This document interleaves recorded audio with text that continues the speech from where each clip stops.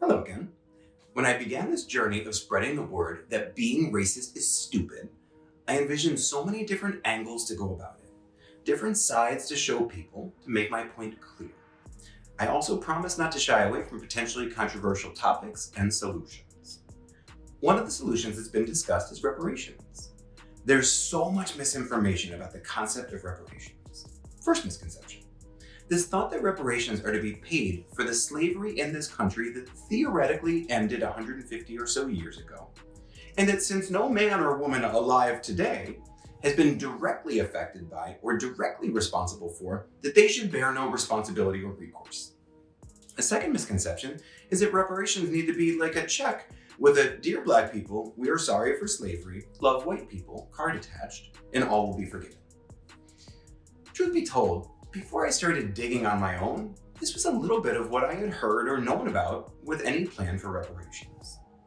But that's not the case. It's not even close. In backward order, I don't know if any amount of money that the US government would calculate as fair and reasonable for the terror and ownership and abuse and dehumanization of humans for years would be sufficient. No calculation could achieve any such number to atone for such horrors. Secondly, writing a check like paying a fine with no promise of forward changes would not buy anyone forgiveness. If a man walks down the street and beats you violently and then says "I'm sorry" and gives you $1,000, that man is not forgiven.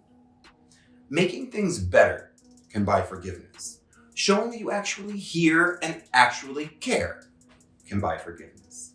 This is no different than any relationship. If you abuse me, I will not trust you.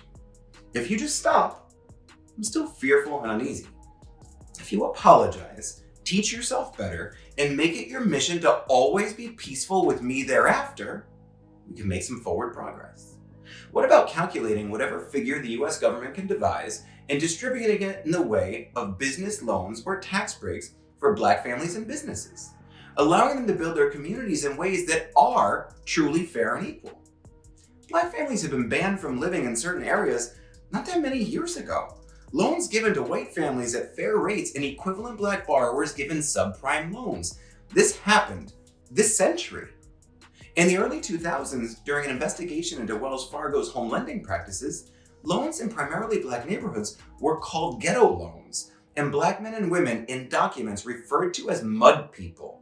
This is documented this century. This is why reparations are not needed solely to apologize for the disgrace that we have on our record called slavery. This is why reparations are needed for things people very much alive today have participated in. Being racist is stupid. Again, this is a "if you give a man a fish versus if you teach a man to fish" debate. Give Black students more college educations for free. How about building up and empowering their youth by modernizing the school systems in primarily Black neighborhoods? The newest books, the newest computers, STEM programs everywhere. Give tax breaks to Black college graduates as they embark upon their careers. Give tax breaks to companies that hire more Black workers. Incentivize companies for better racial ratios. These are the types of reparations that say we're sorry and help fix it forward. Did you know that companies can still just pay a fee to get out of developing projects in certain areas? Like a fine to avoid building up certain neighborhoods. Being racist is stupid. Let's give low-interest construction loans to Black homeowners so they can afford to redo their homes and hence their neighborhoods.